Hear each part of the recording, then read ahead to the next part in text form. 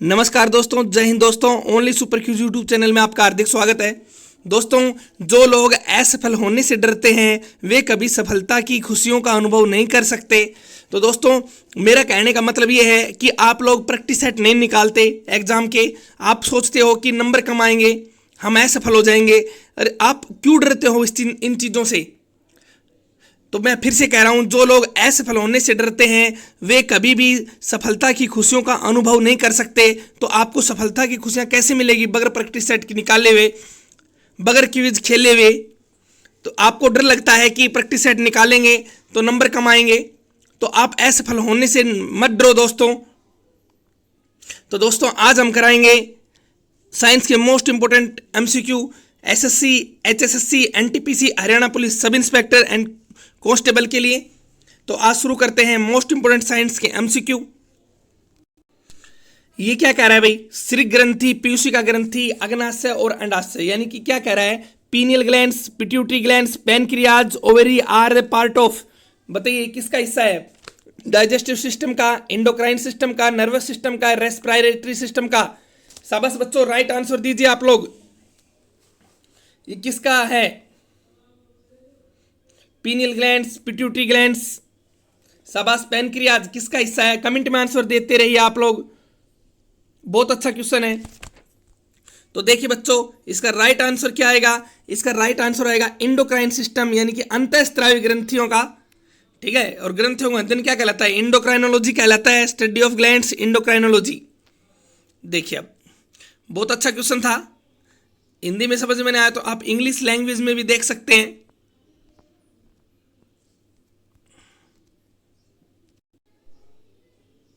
ये देखिए, जो अंतःस्रावी ग्रंथि होती हैं, एक तो मास्टर ग्रंथि हो गई, पिट्यूटरी, सुपरमास्टर, हाइपोथैलेमस। आप देखते रहिए, जो मैं बोल रहा हूँ देखते रहिए। मास्टर तो हो गई पिट्यूटरी, सुपरमास्टर हाइपोथैलेमस हो गई। सबसे बड़ी अंतःस्रावी थायराइड, और सबसे छोटी अंतःस्रावी, ये ध्यान रखना, पीनियल। और तितली के आकार की और एच आकार की कौन सी ग्रंथि है? थायराइड। थायराइड को आउटू बोलते हैं बच्चों। थायराइड को क्या बोलते हैं? आउटू बोलते हैं। हो गया ना भाई? ये तो इजी थे, इसमें क्या करना। अब और देख लीजिए थोड़ा बहुत। इमरजेंसी करो मरो 3F 4S। हाँ भाई, पढ़ाया था। किसे कहते हैं? एंट्रिनल ग्रंथि को कहते हैं।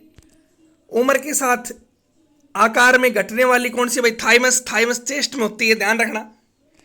कोई पूछा ना थाइमस ग्रंथि कहाँ होती है? चेस्ट में होती है। ठीक है, और देखिए आप, ये हम पढ़ाया था, शरीर के टेम्परेचर को कौन सी ग्रंथि नियंत्रण करती है? हाइपोथैलेमस। और पीयूष ग्रंथि से निकलने वाले हार्मोनों को भी कंट्रोल करती है, कौन सी? हाइपोथैलेमस। सोचने, बोलने, क्या बोलते उसको? प्यार, खुशी, दुख, घृणा, भूख, पसीने का केंद्र भी हाइपोथैलेमस। अब ये देखिए, ये देखिए, मानव शरीर की तीसरा नेत्र ग्रंथि, मानव शरीर की तीसरी आंख कौन सी भाई? Pineal glands.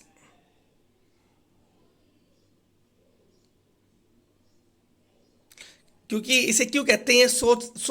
सोने व जागने की क्रियाओं को कंट्रोल करती, इसलिए इसे third I of human body कहा जाता है भाई। अब देखिए आप, मानव शरीर की जैविक घड़ी कहलाने वाली ग्रंथि, हाँ भाई, जैविक घड़ी कहलाने वाली ग्रंथि कौन सी आएगी? पीनियल ग्रंथि आएगी। और पीनियल ग्रंथि कहाँ स्थित है बच्चों? पीनियल ग्रंथि मस्तिष्क में स्थित है, ब्रेन में। और देखिए, पीनियल मेलाटोनिन एक हार्मोन है जो दैनिक स्केडियन, यानी कि जो डेली होता है ना, घड़ी को नियंत्रित करता है। सारे मैंने बता दिए, इजी भी हैं आज और इम्पोर्टेंट भी हैं। ये सब आप लोगों के लिए है, फिर से हल्का हाथ देख सकते हो आप। ये देखिए, सबसे छोटी अंतःस्रावी। चलो, मेरा आपसे क्वेश्चन 2 है, कमेंट में बताइए, मानव शरीर की सबसे बड़ी अंतःस्रावी ग्रंथि कौन सी है? तो बच्चों, मानव शरीर की सबसे बड़ी अंतःस्रावी ग्रंथि है लीवर, यकृत। और मानव शरीर की सबसे छोटी मानव शरीर की सबसे बड़ी बाह्यस्रावी ग्रंथि, फिर सुन लीजिए आप ये क्वेश्चन, थोड़ा ध्यान से सुनिए।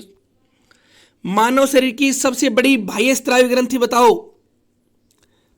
अंतःस्रावी तो थायराइड है, बाह्य स्रावी क्या आएगा, यकृत आएगा बच्चों। और मानव शरीर की, अगला है मानव शरीर की सबसे छोटी बाह्य स्रावी ग्रंथि बताओ, छोटी। तो छोटी आएगी स्वेद, यानी कि स्वेट बोलते हैं। ठीक, पसीने किन ग्रंथियों से निकलते हैं, स्वेद ग्रंथियों से निकलते हैं। तो यह आएगी मानव शरीर की सबसे छोटी बाह्य स्रावी ग्रंथि, एक्सोकरियन। ठीक है बच्चों, हो गया क्लियर। कितना अच्छा क्वेश्चन था, शाबाश, वेरी गुड। तो सबसे बड़ी बाह्य स्रावी लीवर और सबसे छोटी बाह्य स्रावी स्वेद ग्रंथियां, जिससे पसीने निकलते हैं, स्वेट। चलो देखते हैं नेक्स्ट। देखिए ये है क्लोरोफिल का खनिज घटक कौन सा है। कितना इजी क्वेश्चन है बच्चों। क्लोरोफिल में कौन सी धातु पाई जाती है, मैग्नीशियम। पत्तियों का हरा रंग किसके कारण, क्लोरोफिल के कारण। ठीक है, तो कौन सी धातु पाई जाती है, मैग्नीशियम। पथरी को दूर कर, किडनी की पथरी, गॉल ब्लैडर की पथरी को दूर करने के लिए किस धातु का प्रयोग करते हैं, मैग्नीशियम। कितना इजी क्वेश्चन है, कितना जानदार और शानदार क्वेश्चन आपके सामने है कि किस जो वर्टिब्री, ऐसी कौन सी इन विच वर्टिब्री जो ऑक्सीडेटेड होता है ना, oxidated and deoxidated blood gets mixed. बताइए किस कशेरुक में ऑक्सीजन युक्त और अनऑक्सीजन रहित रक्त मिलाया जाता भाई, ऑक्सीजनेटेड है भाई। बताइए शाबाश। किस कशेरुक में ऑक्सीजन युक्त और ऑक्सीजन रहित रक्त मिलाया जाता है, तो क्या आएगा इसका राइट आंसर। इसका राइट आंसर आएगा एम्फीबियन, उभयचर। जैसे क्यों, जितने भी उभयचर होते हैं जो जल और जमीन में रहते हैं, उसमें चैम्बर कितने होते हैं, उसमें 3 चैम्बर होते हैं। कोष्टक बोलते हैं, हृदय में 3 होते हैं। क्या 2 तो अलिंद होते हैं, ऑर्टिकल, और एक होता है वेंट्रिकल। ठीक है, तो उसमें क्या हो जाता है कि ऑक्सीजन युक्त और अनऑक्सीजन रक्त इसमें मिल जाता है। तो क्या आएगा, उभयचर आएगा इसमें। इन क्या कह रहा है ये, which one of the following has a open circulatory system. बताइए निम्नलिखित में से किसकी एक खुली संचार प्रणाली है। बताइए शाबाश। ये क्या कह रहा है कि एक खुला ब्लड सर्कुलेशन सिस्टम किसका होता है, बताइए। एक देखो, ब्लड सर्कुलेशन के 2 प्रकार बांट दिए हमने, एक तो ओपन होता है, एक क्लोज होता है। ओपन में बताइए शाबाश। ये देखिए, ये होता क्या है, सुनना। ये जो खुला तंत्र होता है, देखिए उसमें ब्लड है ना, ब्लड जो हमारी जो इंटरसाइडिस फ्लूइड होता है, यानी कि शरीर के अंदर जो सेल के बीच एक ब्लड होता है, शरीर में जो कोशिकाओं के बीच ब्लड होता है उसमें मिल जाता है। ठीक है, तो ये क्या होता है, कई बार देखते हैं कुछ जानवरों में रक्त ऐसा कैसा दिखता है, जैसे ऑक्टोपस, उसमें बिल्कुल खून ऐसे बाहर की बाहर दिखता है। ठीक है, उनमें क्या होता है कि ये ब्लड ऐसे मिल जाता है तो बाहर की बाहर दिखता है। ठीक है, तो ये इसमें मिक्स हो गया तो खुला तंत्र आएगा। तो ये क्या कह रहा है, और बंद में क्या आएगा, उस अंदर के अंदर रहेगा, उसमें मिक्स नहीं होता किसी में। तो निम्नलिखित में से एक खुली संचार प्रणाली है। तो आप राइट आंसर दीजिए शाबाश। क्या आएगा, कीट, ब्लोबस्टर, केकड़ा, क्रैब्स, या फिर उपयुक्त सभी। तो इसका राइट आंसर क्या आएगा, उपयुक्त सभी आएगा बच्चों। मैं आपको बता दूं, मनुष्य का रक्त परिसंचरण तंत्र कैसा है, बताइए, कमेंट में आंसर दीजिए। खुला या बंद, क्लोज एंड ओपन। मनुष्य का कैसा आएगा, क्लोज आएगा। ठीक है, देखिए क्वेश्चन देखिए, कीट विज्ञान एक अध्ययन है। बताइए, कई बार पूछ लेता है कीटों का अध्ययन, तो entomology is a study of. हाँ बताइए भाई, छिपकली का, कीट का, मछलियों का, या कृमि का। बिल्कुल इजी है। एंटोमोलॉजी किसका अध्ययन है, शाबाश, कीट का है।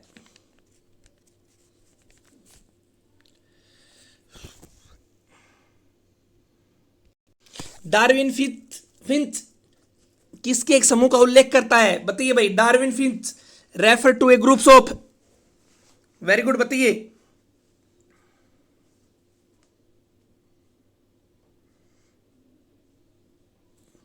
क्या आएगा इसका आंसर? इसका राइट आंसर क्या आएगा बच्चों? Birds.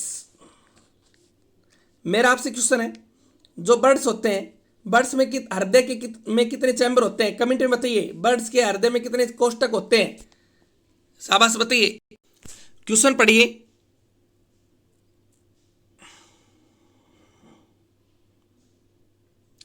Should cars have bumper that जो क्लैप्स अंडर इम्पैक्ट? क्या कारों में बम्पर होने चाहिए जो टक्कर होने पर टूट जाते हैं? बताइए, कारों में बम्पर क्यों होने चाहिए? वेरी गुड, आंसर दीजिए। आप पढ़िए इनको, बहुत अच्छा क्वेश्चन है ये। कारों में बम्पर क्यों होने चाहिए बताओगे बच्चों?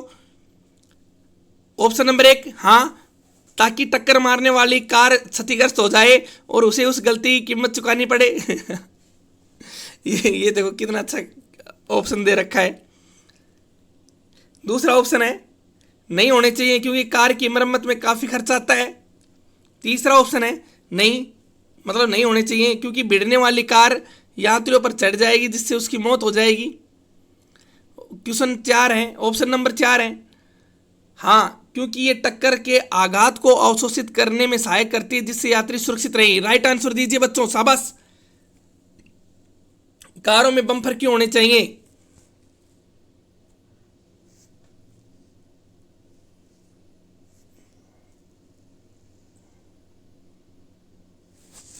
देखिए, इसका राइट आंसर क्या आएगा? इसका राइट आंसर डी आएगा। ये क्या कह रहा है? जो ऑब्जर्व होता है, जो अवशोषित कर लेता है, द इम्पैक्ट ऑफ, जो इम्पैक्ट जैसे कि उसको होता है ना, तो उसमें सहायता करता है यात्री जिससे सुरक्षित रहे। ठीक है बच्चों, तो इसका राइट आंसर क्या आएगा? इसका राइट आंसर डी आएगा। देख लीजिए, आराम से देख लीजिए।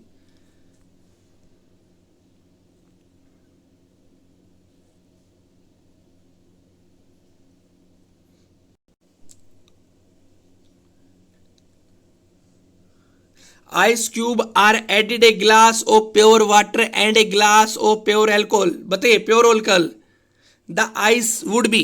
क्या कह रहा है? बर्फ के टुकड़ों को शुद्ध जल के गिलास में तथा शुद्ध शराब में गिलास में डाला जाता है। तो ये क्या कह रहा है?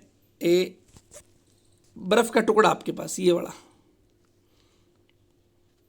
शुद्ध जल के गिलास में, ये आपके पास पानी है, पानी ठंडा नहीं है, आपने डाल दिया, ठीक है, तथा शुद्ध शराब के गिलास में डाला जाता है। तो ये आपके पास शराब का पैक है। अब आपकी डिमांड है भाई बर्फ़ चाहिए, ठीक है ना, आइस क्यूब चाहिए, तो आपने इस बर्फ़ के टुकड़ों को, ये बर्फ़ का टुकड़ा डाल दिया, ये इतना ही कह रहा है। तो बर्फ़, ठीक है, बताइए क्या होगा?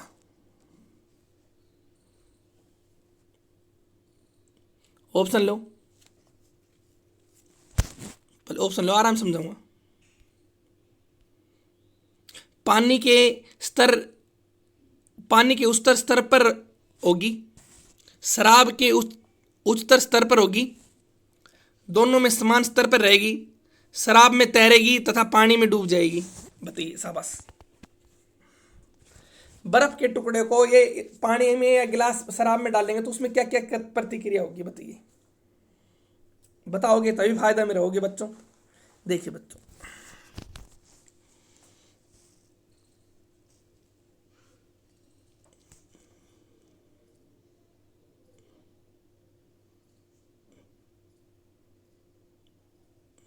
देखिए, कई बार आता है अल्कोहल में बर्फ क्या होती है, डूब जाती है या फिर तैरती है? दारू में बर्फ डूब जाती है, तैरती है? बताइए साहब। दारू में तो बच्चों, अच्छा देखिए, दारू में तो ये तो बर्फ का टुकड़ा है, अच्छे अच्छे इंसान डूब जाते हैं, लोगों के घर डूब जाते हैं, खेत खलिहान डूब जाते हैं अल्कोहल से। तो ये तो बर्फ के टुकड़े की क्या कहानी। तो दारू में बर्फ डूबती है और पानी में बर्फ तैरती है। क्यों? अभी पढ़ेंगे आज। जो पानी होता है, ये पानी है, पानी की डेंसिटी ज़्यादा होती है, बर्फ़ के टुकड़े की कम होती है, इसलिए बर्फ़ में तैरता है। यह अल्कोहल का पैक है, ठीक है, इसमें डूब जाएगी क्यों? क्योंकि अब देखो इसमें बर्फ का घनत्व ज़्यादा, अल्कोहल का कम। समझ गए? जिसका घनत्व ज़्यादा होगा वो नहीं डूबेगा, जिसका कम होगा जिसका कम होता है वो तैरता है। अब देखिए एक एग्जामिनर ने पूछा कि जो जल का घनत्व कितना होता है, 1 ग्राम/ml, ठीक है, 1 ग्राम पर मिलीलीटर में। अल्कोहल का घनत्व कितना होता है बताओ, 0.79 ग्राम/ml, और बर्फ का 0.93 ml पर। तो अब आप समझ गए होंगे पानी का तो घनत्व क्या एक है, मान लो भाई 1 ग्राम/ml, ठीक है, और बर्फ का कितना है 9.3 ml पर। अब बताओ इसका ज़्यादा है पानी का, तो पानी में बर्फ तैरेगी।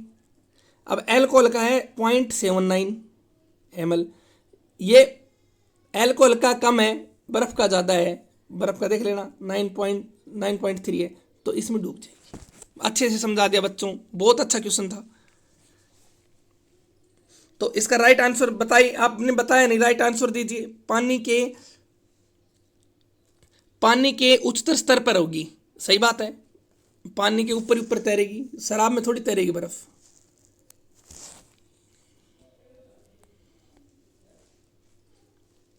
ठीक है, चलो नेक्स्ट देखते हैं। शराब वगैरह का नाम आता ही कईयों के चेहरे खिल जाते हैं। ये देखिए लैंग्वेज चेंज कर रखी है, लैंग्वेज एग्जाम में क्वेश्चन की लैंग्वेज का खेल होता है बच्चों, ध्यान रखना। ये क्या कह रहा है, कोई पर्सन है जो क्या होता है, एक व्यक्ति है जो कनकेव लेंस यानी कि अवतल लेंस वाला चश्मा लगा रखा उसने। तो इसका मतलब वह आमतौर पर चश्मा पहनकर दूर की वस्तुओं के प्रतिबिंब, जो दूर की वस्तुओं का प्रतिबिंब उसकी आंखों से निर्मित होता है। तो देखिए ये क्या कह रहा है कि जिम्पल भाषा सुन लो, ये तो एग्जाम लैंग्वेज थी, अब मेरी लैंग्वेज सुनोगे ना तभी तो क्वेश्चन कर पाओगे। ये क्या कह रहा है कि जिस व्यक्ति ने अवतल लेंस लगा रखा है, तो पहली बात तो उसको कौन सा रोग है, देखो अवतल, कनकेव हो गया अवतल, तो देखो अवतल में कौन सा आएगा, निकट है। देखो याद करने का तरीका देखो, 1 2 3, इसमें +1 कर दो 4, तो 1 2 3 4, तो निकट में कौन सा लेंस लगता है, कनकेव। दूर में देखो दूर +1 कर दो, क्या आएगा, उत्तल आएगा, क्या आएगा, उत्तल, कन्वेक्स आएगा 1 2 3, ठीक है। तो निकट में तो कहाँ की वस्तु स्पष्ट दिखाई नहीं देती, बताओ, शाबाश। दूर में मैंने पूरा आय का चैप्टर पढ़ा रखा, आपको और पढ़ा देंगे, अच्छे से समझा देंगे बच्चों। तो मायोपिया रोग होता है, हाइड्रोमाइट्रोपिया होता है, पेस बायोपिया होता है ना, ठीक है। तो ये क्या कह रहा है, ये कह रहा है अवतल लेंस वाला चश्मा है, तो उसमें इमेज कहाँ बनेगी, तो उसमें इमेज कहाँ बनेगी, रेटिना के आगे। उसका राइट आंसर क्या आएगा, बी आएगा, उत्तल में पीछे, ठीक है। ट्रैकोमा रोग का संबंध आंखों से, ये तो इजी है, ट्रैकोमा मोतियाबिंद सब आंखों से।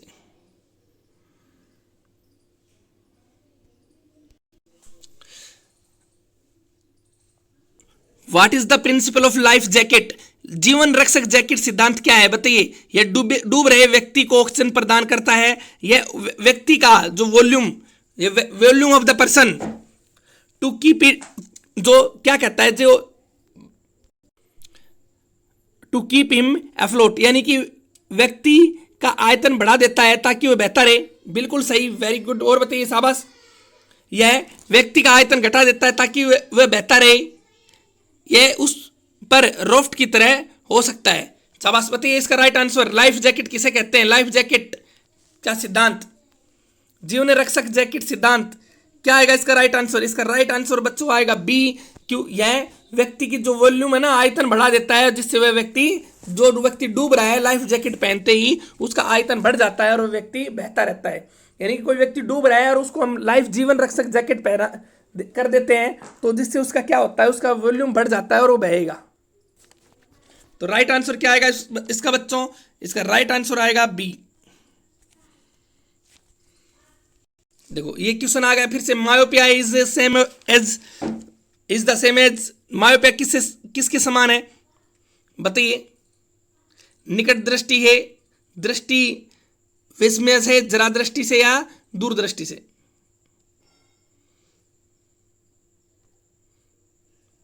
शाबाश। देखो मायोपिया क्या आएगा इसका? निकट दृष्टि।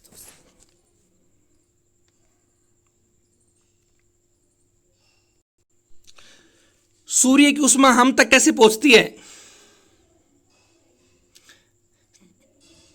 कंडक्शन, कन्वेक्शन, रेडिएशन या रिफ्लेक्शन? बताइए। चालन, संवहन, विकिरण, किससे? ये क्वेश्चन एक क्वेश्चन एचएसएससी ने भी पूछा था। आप किसी भट्टी के पास बैठे हो या फिर कहीं आप आंच के पास बैठे हो और हीट लग रही है आपको, तो आप किसके कारण? बताइए। शाबाश।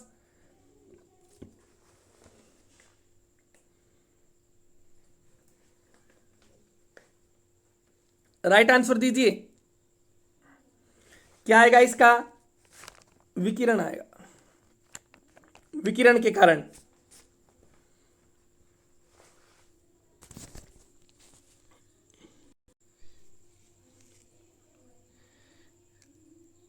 एक गोला अलग अलग कोण किंतु समान ऊंचाई वाले दो पर्वतक झुके स्थानों पर लुढ़कता है, ऐसा क्या? बताइए। कोई गोला है, अलग अलग कोण किंतु समान ऊंचाई वालों से, एक आपके पास कोई गोला है, कोई गोला है, एक गोला अलग अलग कोण किंतु समान ऊंचाई वाले से झुके स्थानों से लुढ़कता है, तो ऐसे करता है, समान समय में आएगा, समान गति से, समान गति या समान समय से? बताइए। कोई गोला लुढ़केगा तो क्या आएगा? क्या आएगा? वो समान समय में या समान गति से? इसका राइट आंसर क्या आएगा? बी आएगा, समान समय में। समान गति आएगा, सॉरी, इसका राइट आंसर आएगा बी, समान गति से।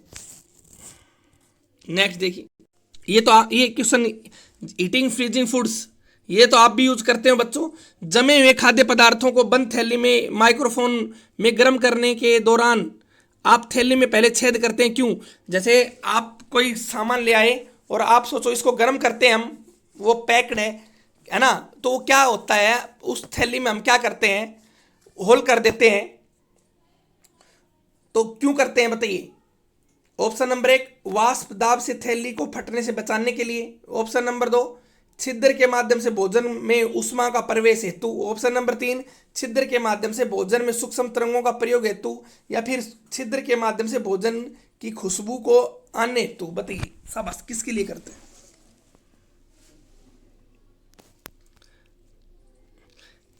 इसका राइट आंसर दीजिए आप लोग।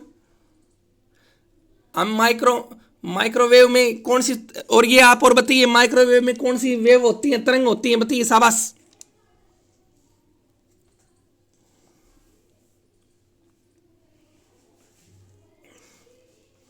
देखिए, माइक्रोवेव में गर्म करने के दौरान आप थैले में पहले छेद करते हैं, क्यों? क्योंकि जो उसका जो प्रिवेंट ऑफ द जो स्टीम होता है ना, उसकी भाप होती है, यानी कि वाष्प दाब, ठीक है, जो ब्रिस्टिंग होगी उसकी, मतलब ये उसको ओपन द पुच, मतलब ये क्या कह रहा है कि उसको वाष्प दाब से थैली को फटने से बचाने के लिए। ए राइट आंसर आएगा इसका। एक वैक्यूम क्लीनर दबाव अंतर के सिद्धांत पर कार्य करता है। A vacuum cleaner works on the principle of pressure difference. बताइए। On the moon, at will. बताइए। पृथ्वी की सतह पर दक्षता की कार्य करेगा? बिल्कुल कार्य नहीं करेगा। बताइए। शाबाश। वर्क विद रेडियस और वर्क विद जो इंक्रीजिंग एफिशिएंसी, वैक्यूम क्लीनर। इसका राइट आंसर क्या आएगा बच्चों? इसका राइट आंसर बी आएगा। यह बिल्कुल कार्य नहीं करेगा वैक्यूम क्लीनर को दबाव अंतर सिद्धांत पर, चंद्रमा पर। ये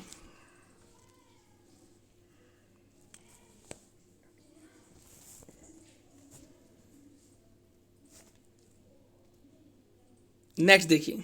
सारे क्वेश्चन अच्छे हैं, इंपॉर्टेंट है, सभी एग्जाम में आएंगे बच्चों, आप मेहनत करते रहिए।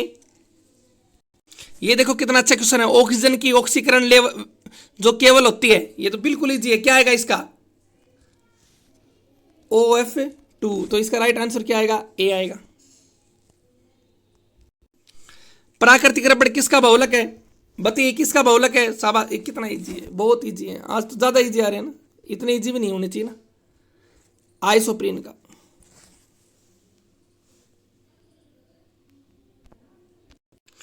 ये क्या कह रहा है? हाइड्रोजन के अतिरिक्त सूर्य की सतह पर मौजूद दूसरा प्रचुर तत्व कौन सा भाई? Helium, neon, organ, oxygen. शाबाश, बताइए हाइड्रोजन के अतिरिक्त। देखिए बहुत पढ़ते आए हम तो। सूर्य किसका बना? Hydrogen plus helium.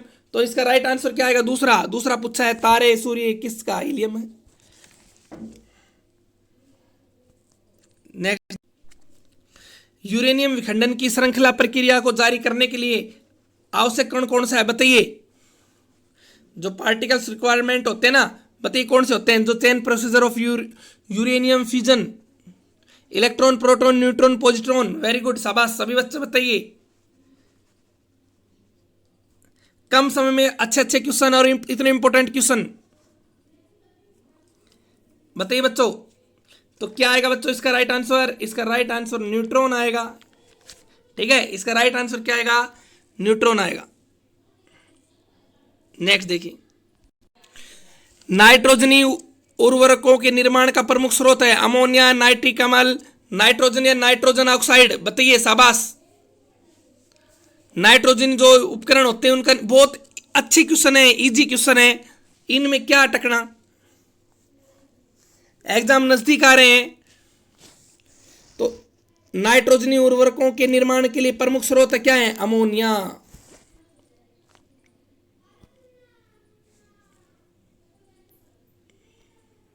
देखिए, निम्न में से एक लोहे का अयस्क कौन सा है? बताइए। बॉक्साइड है, मैग्नेटाइट है, लिग्नेनाइट है, या फिर नाइट्राइट्स है? बताइए।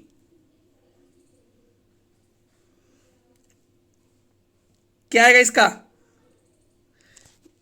इसका बी आएगा, मैग्नेटाइट। इजी है ना?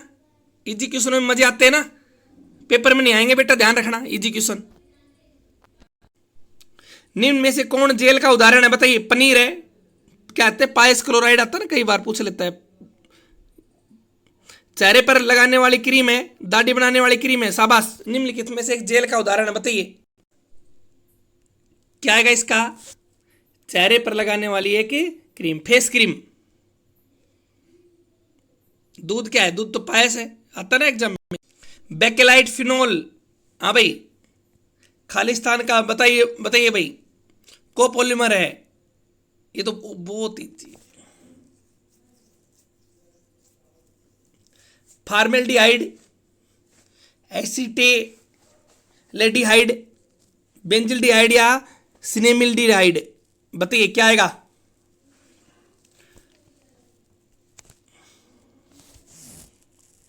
क्या आएगा? फार्मेल्डिहाइड। बेकेलाइट का तो पता लग गया होगा। बेकेलाइट स्विच बनाने के लिए कौन से प्लास्टिक का प्रयोग किया जाता है? बेकेलाइट का तो क्या जाता है बच्चों, जो एक बार ढल जाए दूसरे ऊपर वापस ना आए। और एक कौन सा प्लास्टिक होता है? थर्मोसेटिंग है थर्मोप्लास्टिक? कमेंट में आंसर दीजिए। थर्मोसेटिंग है थर्मोप्लास्टिक? ये थर्मोसेटिंग प्लास्टिक होता है। सेटिंग मतलब बिल्कुल सेट हो गया, दोबारा नया हिले वहीं से, तो थर्मोसेटिंग होता है बच्चों ये।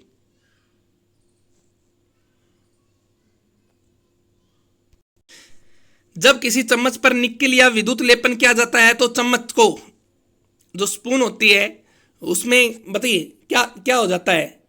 निकेल सल्फेट के विलयन में डुबोया जाता है, एनोड बन जाता है और शुद्ध निकेल की छड़ को कैथोड में, या फिर कैथोड बनाया जाता है और शुद्ध निकेल की छड़ को एनोड बनाया जाता है। बताइए, राइट आंसर दीजिए बच्चों। निकेल सल्फेट का आवरण चढ़ाकर सुखाया जाता है।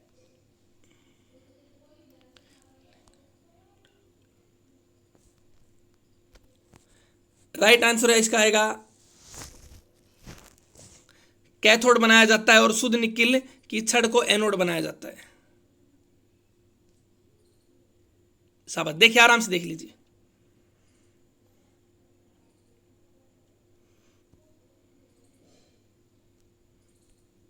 कम समय में ज्यादा content only super Qs YouTube channel पर मिल रहा है बच्चों। आपको हर सब्जेक्ट की तैयारी करवा रहे हैं आपको कम समय में। आपके पास टाइम कहाँ है? क्विज करो तभी तो पता लगेगा। टॉपिक एक बार पढ़ लो 10 बार पढ़ लो, वही है। क्विज से एग्जाम लैंग्वेज पता लगती है बच्चों। गहरे समुद्री गोताखोरों द्वारा श्वसन के लिए ऑक्सीजन के लिए बताइए ऑक्सीजन के साथ कौन सी गैस का प्रयोग करते हैं? Neon, organ, nitrogen, helium. देखिए अंतरिक्ष यात्री के सिलेंडर में, ठीक है, गोताखोरों के सिलेंडर में, है ना, दमा रोगी के इलाज में हम ऑक्सीजन के साथ कौन सी गैस मिलाते हैं? और आजकल तो ऑक्सीजन ऑक्सीजन हो रही थी, helium. Oxygen plus helium gas बनाते हैं, मिलाते हैं। गुब्बारों में भी हीलियम, ध्यान रखना। और वर्तमान में वायुयान के टायरों में नाइट्रोजन गैस भरी जाती है। वर्तमान में वायुयान के टायरों में कौन सी गैस भरी जाती है? नाइट्रोजन। आजकल तो गाड़ियों में भी नाइट्रोजन भरी जा रही है। ब्लीचिंग पाउडर या विनिल चूर्ण का निर्माण किया जाता है, बताइए बताइए किससे? कास्टिक सोडा या क्लोरीन प्रभावित करके, कास्टिक चूना और ऑक्सीजन प्रभावित करके, कास्टिक चूना और कार्बन डाइऑक्साइड प्रभावित करके। बताइए क्या आएगा इसका? कास्टिक चूना एवं क्लोरीन प्रभावित करके। राइट आंसर दीजिए बच्चों। इसका राइट आंसर क्या आएगा? ए आएगा बच्चों। कास्टिक चूना पर क्लोरीन प्रभावित करके। नेक्स्ट देखिए ये क्या कह रहा है? क्लोरोफॉर्म के बारे में इनमें से कौन सा सही है? बताइए। क्लोरोफॉर्म होती है ना जो बेहोशी के लिए करते हैं। ऑप्शन नंबर 1 देखिए, तरल लिक्विड फ्यूल है। बताइए ये प्राकृतिक चेतनानाशक है, फोस्जिन का निर्माण करता है या अग्निशामक है? फायर जो एग्जिटिंग विसर है। बताइए। ये क्वेश्चन आते हैं, इंपॉर्टेंट क्वेश्चन है।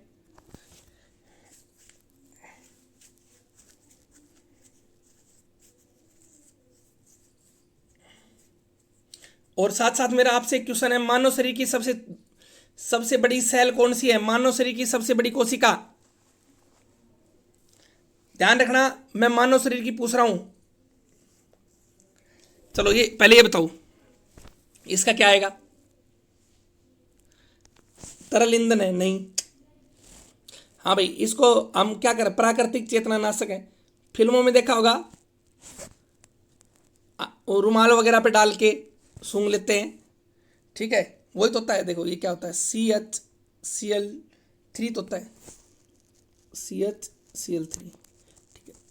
अब देखो फोस्जिन का निर्माण करता है जी। फोस्जिन का आता है COCl2। तो ये क्या करता है? फोस्जिन का निर्माण भी करता है। तो इसका राइट आंसर क्या आ रहा है?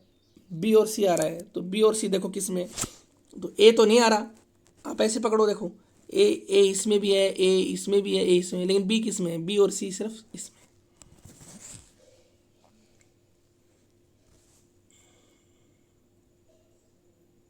समझ में आया? तो बताइए, कई बच्चों के माइंड में तो वो आएगा ओस्ट्रिच। तो बेटा ध्यान रखना मैंने मानव शरीर का पूछा है, ओस्ट्रिच का अंडा मानव शरीर का थोड़ी है। तो क्या आएगा? मानव शरीर की सबसे बड़ी सेल क्या आएगी? ओवम। ओवम को बोलते हैं अंडाणु, ठीक है।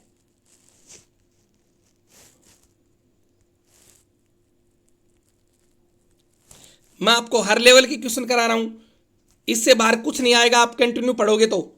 और मैं आपको ऐसे ललचाने वाले भी क्वेश्चन नहीं करा रहा, बिल्कुल इजी इजी वो है मेरे पास। देखना, लो इजी क्वेश्चन लो। जीभ के किस भाग से खट्टे का पता लगता है? देखो सब बताएंगे।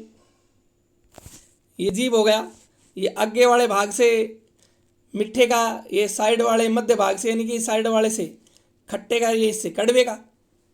देखो कितना इजी है ना? ये तो सब करेंगे बच्चों, सब बहुत इजी क्वेश्चन है। इजी क्वेश्चन में क्या रखा है ये तो याद है। याद चीज को क्या पढ़ना? देखो और इजी आ गया। विटामिन बी की कमी से कौन सा रोग होता है? बताइए। सकरवी। और ये कौन सा? ये तत्वक्षोध, बेरी या फिनोडर्मा। तो विटामिन बी की कमी से कौन सा रोग होता है? बेरी होता है भाई, थकान वगैरह हो जाए, ठीक है ना, भूख कम लगना, कमजोरी। और ये हमारी मसल्स के लिए उत्तरदायी होता है मेन। तो चलो देखते हैं अब। ये देखिए बच्चे, मधुमक्खी पालन क्या कहलाता है? एपीकल्चर। तो बच्चों ये कुछ इजी क्वेश्चन थे, आप इजी क्वेश्चन आपको आते हैं उनको देख के क्वेश्चन है वो। ठीक है बच्चों, मैं आपको बता दूं कि ये आप देखना, ये देखिए, जो लोग असफल होने से डरते हैं वे कभी भी सफलता की खुशियों का अनुभव नहीं कर सकते। जो लोग असफल होने से डरते हैं वे कभी भी सफलता की खुशियों का अनुभव नहीं कर सकते। दोस्तों मेरा कहने का मतलब ये क्या है कि आप प्रैक्टिस सेट नहीं निकालते, आप प्रैक्टिस सेट निकालने बैठते हो तो आपके माइंड में ये आता है कि ये तो हमें इरिटेट कर रहा है, ये हमें कम नंबर दिला रहा है। ठीक है, तो हम असफल होने से डर ही गए भाई, ये तो मैं तो फेल हो जाऊंगा इस प्रैक्टिस सेट में, मेरा क्या होगा, मैंने इतनी तैयारी कर रखी है। आप उनको करिए, मैं तो अब भी कर रहा हूं, प्रैक्टिस सेट निकालिए आप लोग। तो असफल होने से मत डरना, ठीक है ना। तो वो आप खुशियों का अनुभव नहीं कर पाएंगे, क्योंकि एग्जाम लैंग्वेज, एग्जाम की टाइमिंग तो सभी तो प्रैक्टिस से तो होती है बच्चों। तो मैं तो आपसे फिर कह रहा हूं, आप हमारी क्विज खेलिए, फिर आपको पता लगेगा। आप टॉपिक एक बार पढ़ लो, 10 बार पढ़ लो, 100 बार पढ़ लो, एक ही बात है। ठीक है, और आज तक आप टॉपिक पढ़ रहे हो तो आप क्विज खेलिए हमारी, उसमें पार्टिसिपेट कीजिए, आप अपने सब्जेक्ट को मजबूत बनाए रखिए। दोस्तों एग्ज़ाम है, एग्ज़ाम का सीज़न चलने अब शुरू हो चुका है, तो आप पढ़ते रहिए, प्रैक्टिस सेट निकालते रहिए। जय हिंद दोस्तों, जय Bharat. Only super Qs YouTube channel को लाइक कीजिए, शेयर कीजिए, सब्सक्राइब कीजिए, अपने पढ़ने वालों को बताइए। कम समय में सबसे ज़्यादा कंटेंट दे रहे हैं सर, हर सब्जेक्ट के लिए, हर सब्जेक्ट की क्विज हो रही है। तो जय हिंद दोस्तों, जय भारत दोस्तों।